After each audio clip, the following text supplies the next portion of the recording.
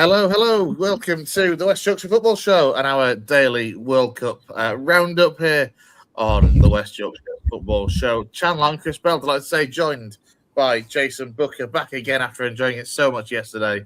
He decided to do it again the day after as well. How are you, mate? You all right? Yeah, really good, mate. Really good. Just caught up on the highlights. We were just talking through, weren't we, the World Cup schedule and how we're able to kind of get around watching as many games as possible because we are the ultimate nerds and we'll watch as much football as physically possible. But there has to be a line when you've got like the 4 a.m. and the 5 a.m. kickoffs and whatnot. But yeah, mate, I'm enjoying it. And last night we were a bit of back and forward on it. It was a bit of a weird experience for me. I don't know about you in terms of the way that you enjoyed yesterday's game, but it left a lot of questions for me, even though the second half was as brilliant as what it was. So, yeah, good, mate, all good.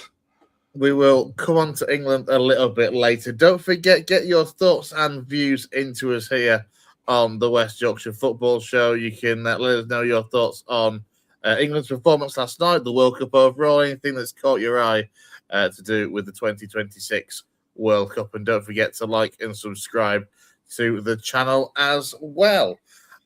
We will start then. In fact, to be fair, I will go straight in with Jed, who joins us from Da Nang in Vietnam. He is all over the places. Jed, I'm sure he was, I can't remember where he was one day last week, but it wasn't Vietnam. He seems to be always on the travel. Whatever he does for work, I want his job, put it that way. I'd love to know. That's interesting. Yes, thanks for joining us, Jed. He's a town fan as well, I'm afraid, Jay. So, just I'm sure you'll cope.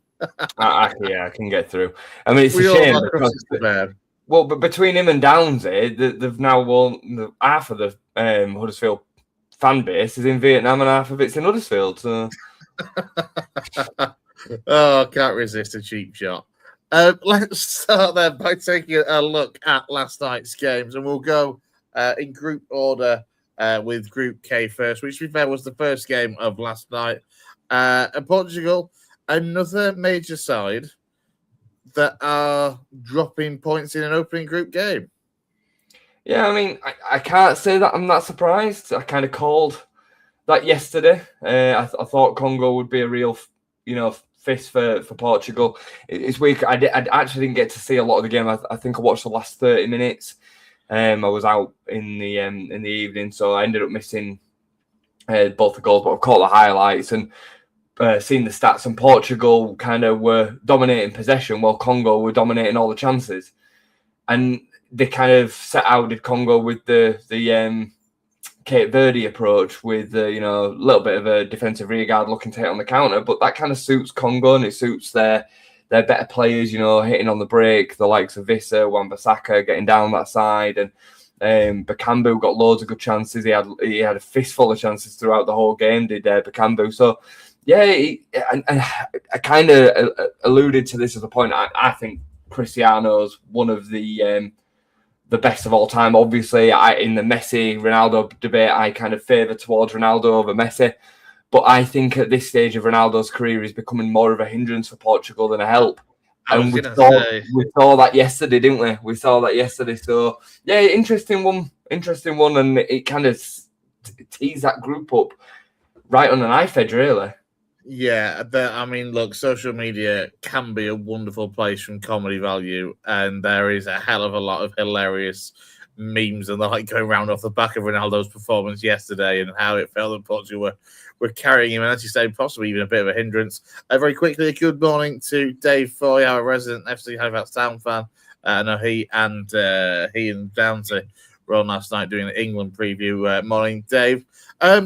Yeah, I mean, look, I'll be honest. After 6 minutes, I was a little bit worried for Congo when Portugal had that really bright start. Obviously, I kind of bigged up Congo yesterday on the show and in our group chat as well over the previous days. And I was a little bit worried that I'd jinxed them. But to be fair, as you say, despite kind of setting out with that kind of Cape Verde approach of being defensively solid, as you say, they did have the opportunities. They did get forward at times. And obviously, Johan Vissa got that equalising goal before half-time. Yeah, I mean, the styles are the styles. Like, they weren't overawed by the quality difference between the two teams. You know, there weren't any of that. It weren't, you know, Cape Verde were clearly second best against Spain as an example. This wasn't that. It was Congo setting out like that and looking to hit them with what they would see as effective, and it worked.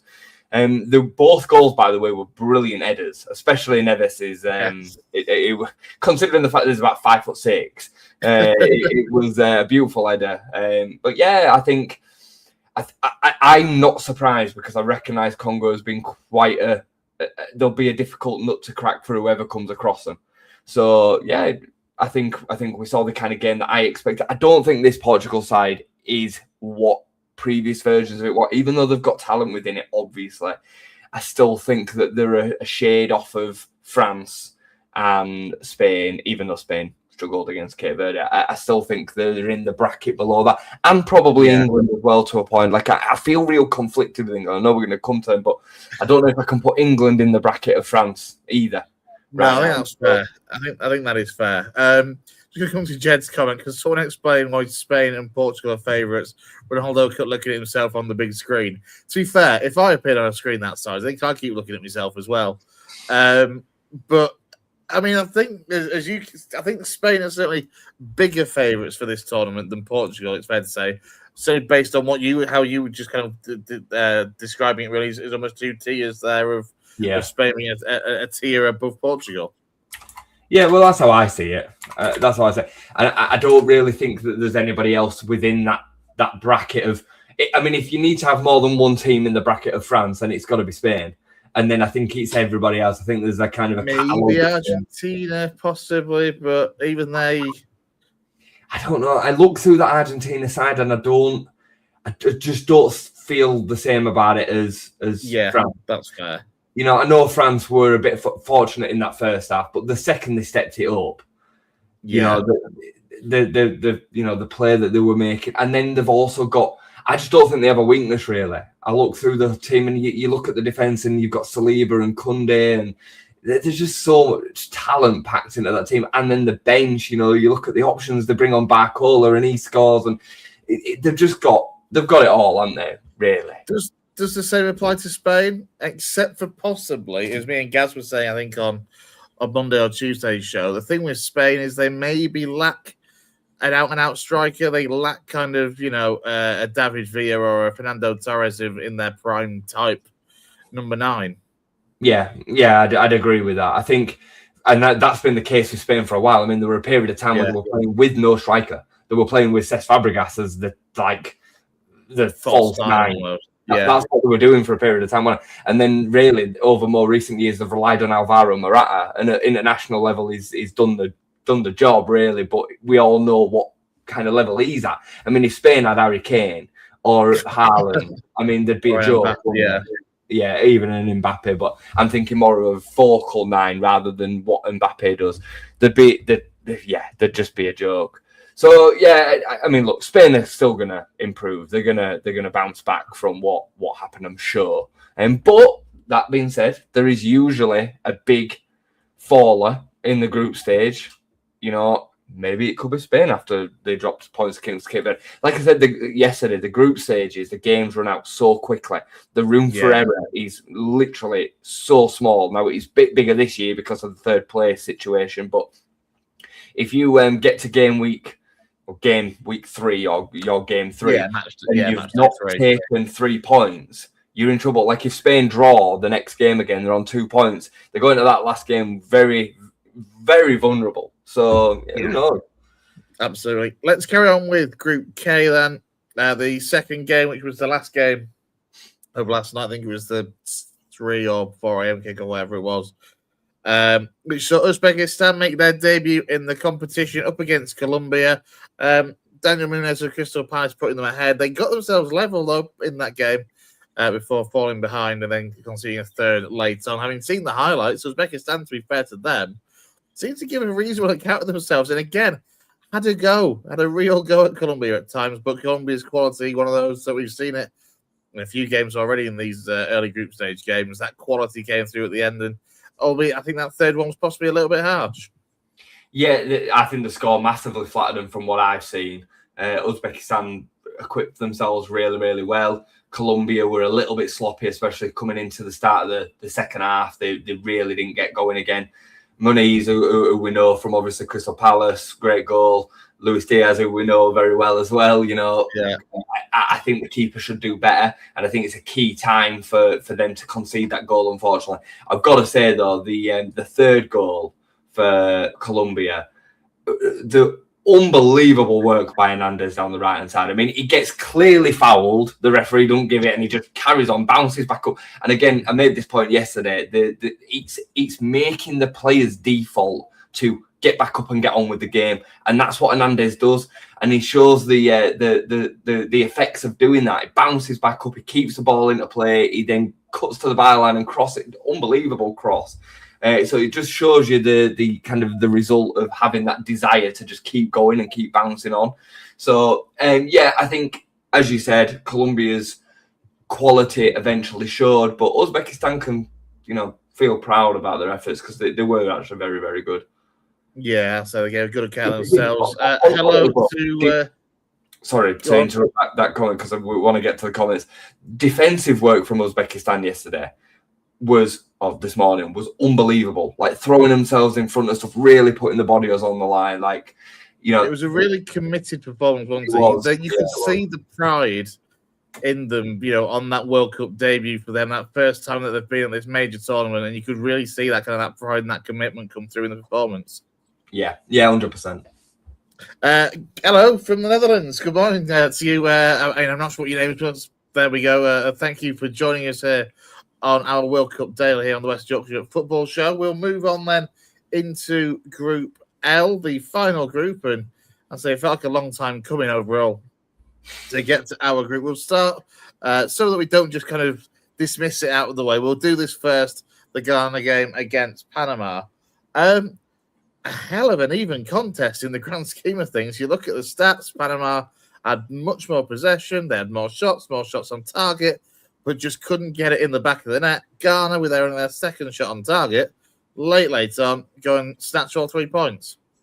Yeah, so truthfully, I watched the first half of this game yesterday, but I was doing a little bit of work on the second monitor as I was doing it, and I didn't have the sound on, and it took me a couple of minutes of first checking into the game to realise who was who, because Ghana they were in the away strip and Panama were in the red strip, and I was like, well, Ghana usually wear like an orangey strip for their home kit, and because of the flow of the game, I expected Ghana to be in possession, and they weren't. It were Panama that were dominating possession. So then as I started to kind of get into the game, and then I've watched the highlights again for the second half, Panama were excellent. I mean, they've stepped up massively in comparison to their last showing in the World Cup.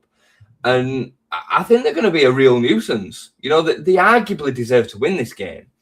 So, and Ghana, I think most people would have had them as being probably sitting second in this group. I know Croatia historically have got what they've got in the locker, but I actually think Ghana are probably going to be most people's pick for second place in this group behind England.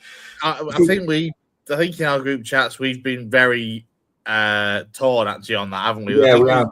You can look at the kind of balancing that experience that Croatia have versus the youthfulness now this Ghana side as to which is going to come out on top to finish second on the hopeful assumption that we top the group. Yeah.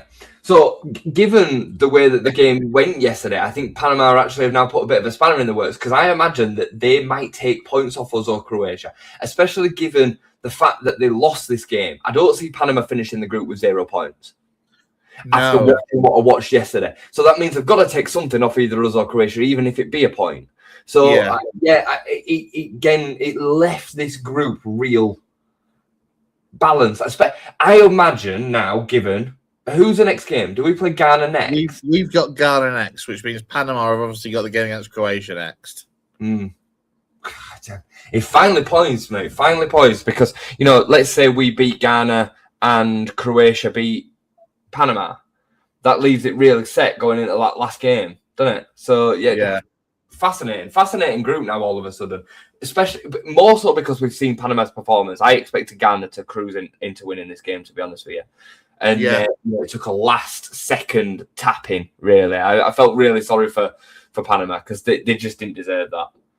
Yeah, well, this is the thing, as you say. Like, you look at the Panama, certainly the weeks that we played in, I think it was 2018 when we beat them 6-1, and you looked at that Panama now 8 years later, and it looks a vastly more organised side for a start, and a side that has, developed its national team over that period of time. Yeah, 100%, mate. Come a long way.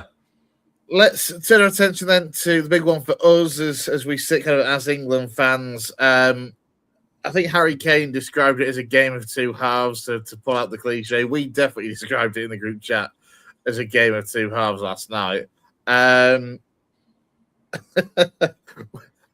already know the answer to this question, but how did you see the game? Yeah, well, I mean, I was losing my mind with that first half. I thought we were awful. And I know that you and Lou were a little bit more complimentary, shall we say, towards the performance. We were very fortunate to not be 2-0 down. Bear in mind, our goals came from a retaken penalty, of which it was a retake, granted. But it was it weren't that we had a great chance one-on-one with the keeper and then the player gets taken down. It's one of them kind of where, like, Madueke comes from the blind side of the defender and he follows through. Yeah. You know what I mean? It's one of them in it that kind of happens. It's still a penalty, but it is what it is. Like, I would much rather kind of analyse the game for what it is. And it's a penalty and a set piece. Apart from that, I thought we were so poor. The only compliment I can give that first half was the counter press. I thought England, as soon as we lost the ball high up the pitch, we were really setting about getting at Croatia and then looking to win the ball high up and then create chances from there. But in possession, we were sloppy, we were slow. The intensity wasn't there. And Croatia, I mean, they pressed us into oblivion early on. I sent the group a message after 4 minutes, and I said something along the lines of, "This is like really worrying. This has been a really poor start." This is an awful start. I think were your words. You could feel it, and Gary Neville said it in the studio at half time. Like it felt like we were crying out to concede when we were in possession in the first half. So yeah, I weren't happy with that first half at all. However, the second half going forward was so much better. Bellingham really started to affect the game. I thought it was awful first half. He was falling over possession. He was sloppy in possession. Second half, he really set about the game. I mean, straight away came out in the second half, and we looked a completely different team, and he was a massive part of that. So, yeah, look, you've got to give the team a load of credit. I think Tuchel said something along the lines of at halftime, if we're going to lose, let's lose playing our style of football that we've put out to play. And that's what I want to hear. That's what we all want to hear. I ain't got a problem with us being open. You made a point yesterday, and I think you're right to make it, in that we have for so long complained about the fact that we were boring and military and, You and the rest of the lads, you've all complained. We've complained and you've pushed against it because it was the result over the performance. And I get that. I get that. Yesterday had parts of both of that. The second half, I'm not complaining if the whole tournament looks like that second half and we end up going out because we're a little bit slack at the back. I'm not complaining about it because that's the way that we're going to go about it. But we've still shown that we can have that first half with then a defensive vulnerability that's a worry. Because if we're playing one of the big boys, we're not going to be able to play like we did in that second half. So I'm going to stop talking because I recognise the fact that I've just been sorry, swearing. No. I recognise the fact that I've just been going on a eulogy here for a while, but there was a lot to like in that second half, but we still have to kind of balance it out because I don't think this Croatia side are what they once were either. We didn't beat a Croatia team from 8 years ago last night. No. I think that they've still, and as Jed says, I thought they quite them both of their goals in particular. The first one was just a fantastic strike, and the second one was a really well worked move when you look at the knockdown. Admittedly, nobody's picking up moves, which is the downside. I mean, I as you say, me and Lou in particular looked at it a little bit more. Look, it wasn't a great first half, but it could have been worse. I think ultimately the fact that we kept ourselves in the game, it doesn't matter how the goals come, doesn't it? Nobody gives a monkeys about how the goals come. It's about staying in the game, which we were at the break. Interestingly, and I know a lot of people, a lot of the time, and myself included, don't like these kind of halftime interviews with coaching staff. Like you see it in FA Cup games quite a lot, in particular, like TNT Sport. But actually, I really enjoyed the interview at halftime with Anthony Barry, obviously the assistant head coach, because he was really, you expect him to come out with a load of, could be better sort of thing. He was scathing, to be fair. His words were it was a confusing and complicated first half. And it was just 3 or 4 minutes of angry scouse, which I really enjoyed, though. I like that honesty that came from him, to be fair. It's going to be interesting to see because, as I say, like you can see when you kind of certainly that mindset from Anthony Barry's interview, coupled with what Harry Kane had said, Tuchel had said at halftime, was perfectly in sync. Yeah, and that's what we're paying him the big bucks to do. Yeah, and the management team in general, as a whole, like they need to be able to affect the game in the way that they did at halftime, just the same as Didier Deschamps did for France. Yeah, the France first half was terrible, just as bad, if not worse, than the England first half, because Senegal should be 2-0 up at halftime. So that is what they're there for, and I agree with you. I really liked Anthony Barry's interview. I thought it was spot on, and it's nice to see that genuineness, the authenticity, the real, of that side of the game. So yeah, I agree with you. The one thing I would push back on you with regards to it doesn't matter how we scored the goals. I hear you, but if Velikovic doesn't step off that line and saves that penalty, and I know it's butterfly effect, I get that, I understand that, but there's a very likely reality that we go into that halftime break 2-0 down. Like, in the way that the game felt, and I know, like I said, I understand that one thing affects the other, but that's how that first half felt, the goal. I always felt that first half, I thought Madueke first half was really good, actually. I thought the outball that we had was down that right-hand side first half. I think I said to you there were a couple of times where he frustrated me, but Madueke does this for me anyway. Like, when he's on it, I think he's one of the best forward players we've got, without a doubt. But he's just a bit too indecisive for me at times. He gets into really good positions, and you can see him. You can see the cogs turning as to, well, do I cross or do I shoot? So do I try and pick it? And there are a couple of times where he did that. But then there were other times where there was one where to use the cliche, he put that perfect ball in that corridor of uncertainty that nobody got on the end of, and it's just crying out to be finished. It's one of those. We'll never know because it played out to 2-2 at the break. It's what you never know. You can't change the way things pan out. It will be interesting to see. Second half was certainly the reaction we wanted, and I think now that sets the standard, hopefully, of how we start games. But ultimately, it's football. You're never going to put in a perfect 90-minute performance. Yeah, so true. You can't do that. That's not true. Emphasis on Downsy syndrome. That's Stephen Downsy syndrome. Let's not get not Down syndrome. Wow. Yeah, just Downsy syndrome. No, it's not about being glass half empty. I always try and keep emotions out of it. Obviously, I'm so desperate for England to do well. I just try and analyse the game as I see it. And I weren't happy with that first half. Yeah. I don't think anybody should be happy with that first half either. The Madueke is a real fascinating one. His biggest problem is he's so heavily left-footed. He can't. If he could just have that little bit of confidence to bring it onto his right-hand side, sometimes he would then open up other opportunities for himself. But the opposition that cross, that really good cross was with his right. If he did that more often, But you saw the chance that he missed. What they were against Costa Rica, right? Yes, where he took it around the keeper superbly, but then didn't use his right. Like what was he doing? And that kind of played out in that first half a bit. I agree with you. I've always been a big fan of his since he were in the Eredivisie. Like, I've always really liked Madueke. I was surprised when it didn't kind of hit off for him in the right way at Chelsea, but then quite a lot of players don't. I was surprised then when he got the move to Arsenal, really, because it was a bit weird that he's gone from Chelsea to Arsenal, but it's an all money thing, innit? But I really like him. I think his stats kind of mislead people. You know, they look and go, "Oh, he's only had 3 assists this season," or whatever. Like, it doesn't tell the full picture. So I agree with you. I really like him. We haven't got a fan in Natasha. It's boring, and that France, Germany, Argentina, and Norway are all better. I'd love to know where she's from. And look, time will tell, because the thing with England in tournaments as well is we always end up growing into them. We never set the world alight from the off anyway. Like, for example, Germany, to their credit, have done this year.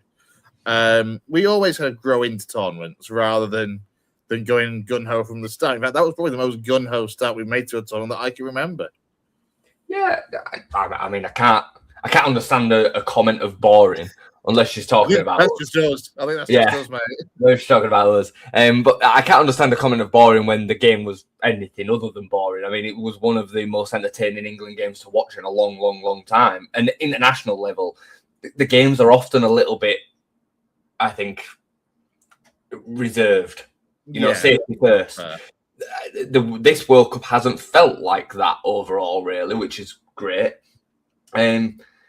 I think, again, when then somebody, and this shows the fact that I'm not just glass half empty, you know, we're quick to then say France, Germany, and Argentina, and Norway are all better. Well, if you've watched all of them games, you will know that that's not completely fair. You know, France, as I just said, in that first half, were completely second best to Senegal. Yeah. Germany were playing Carousel, who self-destructed, and Germany ended up conceding an equaliser in that game. They weren't perfect.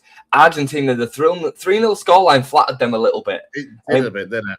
And so did the Norway one. We said this yesterday. You know, I really like Norway. I think they're super clinical, real effective with what they do. But that weren't a 4-1 game. So it's all in perspective. Again, all of their oppositions, I would argue, even though I don't rate this Croatia side as high as previous ones, I would say that Croatia is still better than all of them. So we have to be fair. We have to be fair and balanced. And, you know, England got the job done. Yeah, I think that was a point that we made in commentary actually last night's game, that we probably got one of the harder starts for one of the bigger nations. And look, that's not an arrogance thing at all, because we still kind of put ourselves in that second tier of nations rather than the top tier anyway. It's going to be interesting to see how we go. Obviously, the Ghana game is up next. We touched on the fact that they kind of got the job done against Panama, but it wasn't convincing.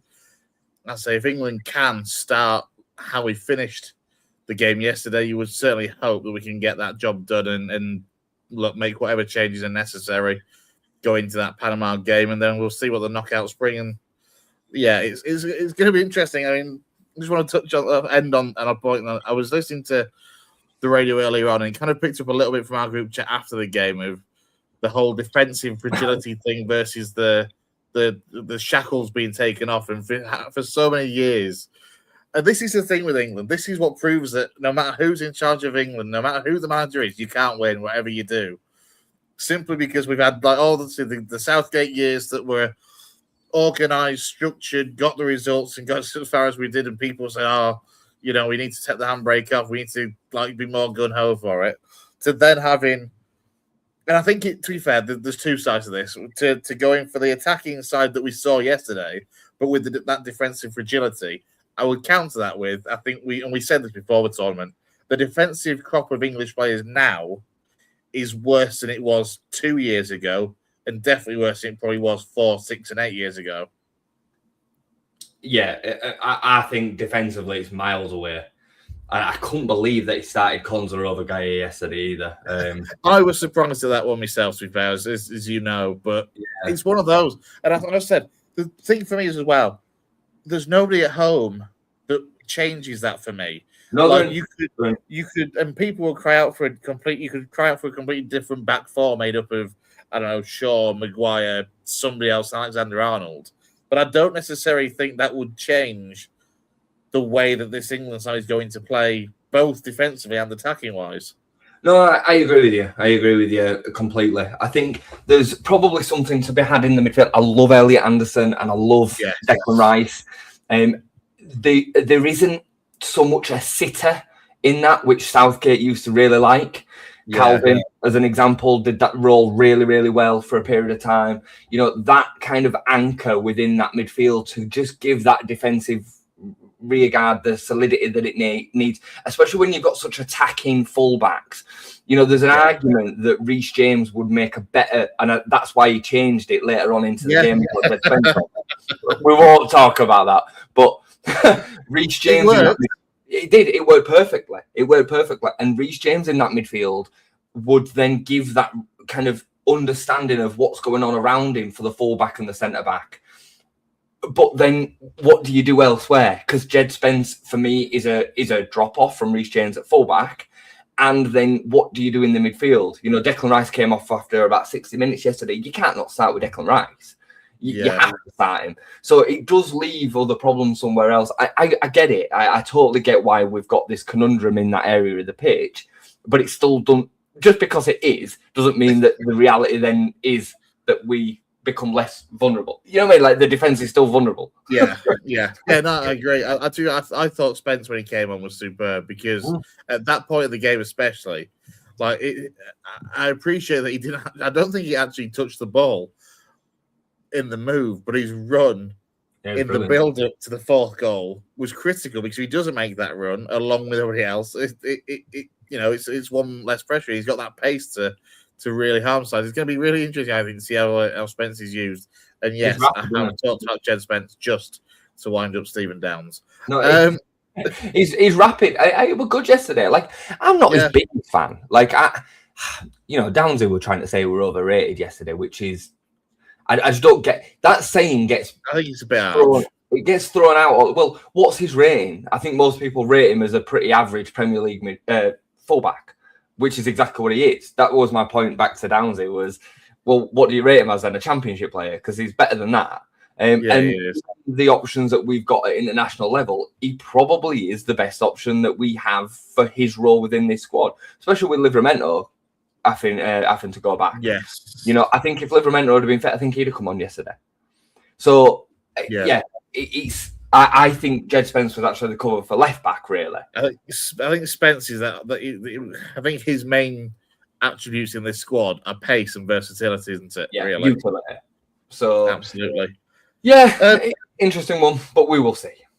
We will. Let's move on from England. We'll quickly rattle through looking at tonight's games. Another busy night, and for me, 4 very watchable games on the face of it. So we've got these games on UK time tonight. Czech Republic versus South Africa in Group A. Group B sees Switzerland, Bosnia at 8, and then Canada, Qatar at 11. And then that's followed by the second group game from Group A, which is Mexico versus South Africa, which I'm gutted at 2 a.m. because I really want to watch it, but don't think I can quite justify it. I'll say that now. Wait till I'm there at 10 to 2 saying, everybody watching the game. We'll start with Group A then, collectively. Czech Republic versus South Africa and Mexico versus South Korea. Obviously, Mexico and South Korea, the 2 winners that meet at 2. The 2 losers from match day 1 meet at 5 o'clock. And that's going to be a really interesting battle because I was quite impressed, actually, with what I saw from the Czech Republic in terms of organisation, rigidity, defended fairly well, looked to make the most of set pieces, as you expect with a side, the physical size of the Czech Republic, up against what I can only describe as the absolute chaos of South Africa from what we saw in that first game. Yeah, well, I'd argue outside of the complete minnows of Curacao, that South Africa have been the biggest disappointment from the whole tournament so far. And I know that sounds harsh, but I think they were so poor against Mexico. This South Africa side are probably the worst side we've seen from a South African side overall World Cup that I can remember. Back to the days of Radabe and Co in that team, they had some starlets when the Mark Fish, Benny McCarthy, Stephen Pienaar. They have had some really talented players over the years. And then we all remember South African World Cup and the way that they showed up in that, being the home nation in that tournament, set them up a little bit in a way that, Bafana, the Vuvuzela and all that. Then they're going to struggle to replicate that with this current team that they've got away from home, if you like. But they were really, really disappointing. They were, like I said, the most disappointing team so far. So it'll be interesting to see what they can kind of throw out in this game. I think Czechia have got opportunities to still go through in this group, either third or second. They certainly weren't outclassed, and they really did. They put on a good display. I thought. I think it's a really interesting group between them front three. That's a very good point. Somebody at the BBC needs firing because they've put the Czech Republic on the group table. Yeah. And Czechia. Oh, not Czech Republic on the fixture. And they've been Czechia now for at least a year or so as well. Yeah, it's been a while. Very odd. I certainly fancy the Czech Republic to win. I think the organisation and rigidity will win out against South Africa in that one. As for that second Group A game, the later game, honestly, I think this is going to be a really, really good game to watch because South Korea, first half against Czech Republic, really did try and attack a lot. They got forward. They had a lot of kind of pot shots from distance. Second half, they kind of linked up and clicked a lot better than they did in that first half against the Czech Republic, against Czechia. So against Mexico, who again, I know some people aren't necessarily. I know Lou, for example, doesn't necessarily rate this Mexico side particularly highly compared to previous Mexico sides we've seen. I think this is a really fascinating game. Yeah, I do. I'd lean towards South Korea from what we've seen and what my expectations were going into the tournament. But yeah, I'd agree with you. It's hard to know exactly where Mexico are at because that first game obviously was the opener of the tournament. Yeah. They're the home nation, and they were arguably playing the worst performance out of all the games that we've seen so far in South Africa. So this is going to be a bit more of an acid test to see exactly where they're at. But I think the home nations always stand a better chance. It makes such a difference, does home advantage in a World Cup. We've seen it time and time again over the years where there's been overachievement from the home nations. So I would expect, Mexico to be a tough nut to crack whoever they play. Yeah, and that game is at the Estadio Guadalajara as well, so it is in Mexico, which you make a fair point. May have an impact. We will certainly see on that one. Hello to Layla. Hello from Bosnia. We're getting them from all over the world joining us this afternoon or this morning in the UK time, at least. And into Group B we go. If I just hide the comment there, and a group that look we said it after the first couple of games. I mean, the table is what it is. It's completely in the balance. Yeah, I mean, Switzerland will be massively disappointed with their game and performance. They kind of threw it away against Qatar, didn't they? And Qatar were good value for a point. It weren't a complete smash and grab, but Switzerland should have really buried that game. Didn't they? Sorry, you just broke up there, but yes, they did have the chances. They had so many chances, but you could see what they were about. Qatar, I think that was their first point at a World Cup. Might even be the first goal at a World Cup, but definitely the first point at a World Cup. So they've got something to hold on for. They've got an opportunity now to qualify from that group. It's not the most difficult group for an outsider to get through. Nobody, I don't think, would be surprised if Canada or Bosnia didn't get through that group. You know what I mean? Equally, this is the thing is that nobody'd be surprised if they both got through the group. And this is the nature of such an open group at this stage. I think. And from what we've seen of the games, it could be one. It's cliched, but it's a group where it genuinely has a feel about it that anyone could beat anyone, or they're all just going to draw all their games and let goal difference sort it out. Well, you're right. I mean, the loser of Switzerland versus Bosnia tonight will be flapping because they'd have both expected to get through that group. But if there's a loser of that game, they are very much probably out. You know what I mean? I mean, you're still in a situation going into the last game then where, 4 points might be enough. But the likelihood is that whoever they're going to be facing from the other game will have a real opportunity to go through. Well, this is, and I was just thinking, because obviously the last games are going to be Switzerland versus Canada and Bosnia versus Qatar. Now, I would fancy Bosnia to probably just beat Qatar from what we've seen so far, but you don't want to end up having to rely on that third game. That's it. And obviously, Switzerland, they'll be smarting after that Qatar game. This is what I mean. Like, I think tonight's games are going to be all around really, really interesting games to watch, and but potentially really good games all around. Yeah, no, I agree. I'm really looking forward to Switzerland, Bosnia. Actually, I think it'll be a good game. Yeah. Quick word on Canada up against Qatar as well. The 11:00 game. I thought Canada were excellent, really good in their opening game against Bosnia. Again, I would fancy Canada. I'm just going to double check, but I would hazard a guess that game will be being played in Canada. Yeah, BC. It's being played in Vancouver at BC Place. So again, that home crowd behind them in Vancouver. Obviously, moving on from Toronto from their opening game. I'd fancy the Canadians to win that. Yeah, so do I. If they had a clinical edge that have smashed Bosnia. I mean, Jonathan David. I mean, he's got to score. And he's coming off the back of a dodgy season at Juventus, where he's played a lot, but he hasn't had a great season.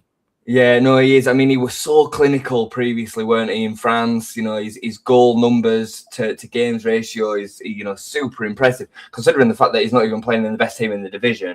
And then he's gone to Juventus, and I don't know if he's playing a slightly different role, but his numbers have massively depreciated. Yeah, the standard of the league's a lot higher. I get that. But he kind of has carried that, maybe a lack of confidence into the way that he's playing for Canada. I mean, his numbers for Canada have been unbelievable over the years as well. Yeah.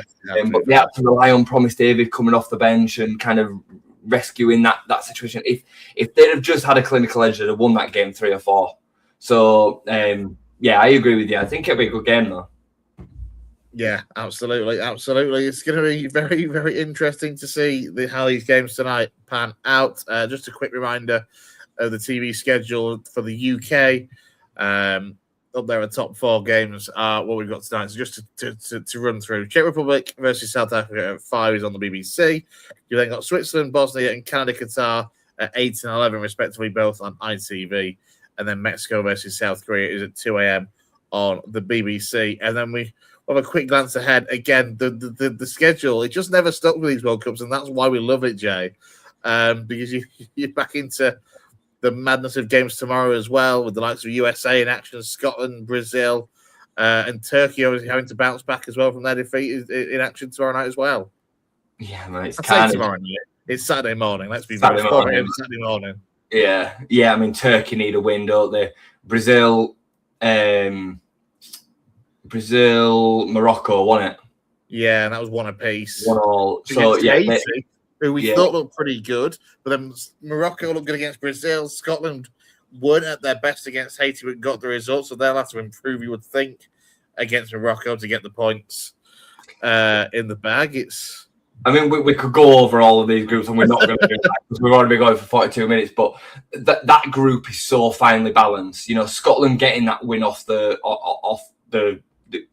start was so important. So important, because to go into, they were fortunate in many ways that they were starting the group by playing Haiti rather than one of the other two. Yeah. Because if that performance had been against Morocco or Brazil, they'd have got absolutely. I wasn't impressed with Scotland at all. I thought they'd be a lot better than that. And I know, World Cup pressure, first game, opening game, get it over the line. That's all that matters. I get all that. It was workmanlike without being good. Yeah, they weren't good. They weren't good. And you know what? We are a little bit more familiar with some of their players, so it maybe feels a little bit different. But I don't see them as being any different to Iran, Iraq. I'm being serious. That's us losing the Scottish audience. No disrespect. You take, John McGinn, I think, is a top player. He gets into a lot of different nations. He won't get into the England side, but I think he's a top player. Yeah. They've got Grant Hanley at centre back. They're bringing Lyndon Dykes off the bench up front. Okay. I thought Shea Adams had a good game, but that's the standard. And that's fine. Like, they are who they are. They are relying on the likes of McGinn and McTominay. Obviously, compared to McTominay, has been outstanding at Napoli. But yeah. You know what I'm saying? Like, it's no disrespect. Yeah. You've just got to you put them in the bucket of which they are. And if they manage to get a result against Morocco or Brazil, then fair play to them. You know, that they absolutely deserve as much credit as would then come, but they're not going to get that from me on the back of a really narrow, scrappy, probably slightly undeserved 1-0 win over Haiti. Like, you know, they've got a long way to go yet. Yeah, we'll see what happens in the coming days. Chad says, see, boys, he's up out on the lash in Vietnam now. Enjoy, Jay. Thanks for joining us, mate. A big thank you to everyone from wherever you are, all over the place, all over the globe, that have got in touch with us over the course of the last 45 minutes or so here on our World Cup Daily Show on the West Junction Football Show channel. Jay, thanks for joining the last couple of days. Lewis Sale is going to be back with me tomorrow. We'll be on around 1:15 UK time tomorrow, so a little bit later on in the day. I'll say a big thank you to everyone that is going in touch with us today. Enjoy the rest of your day, whatever you get up to, and we'll see you soon here on the West Yorkshire Football Show. Take care.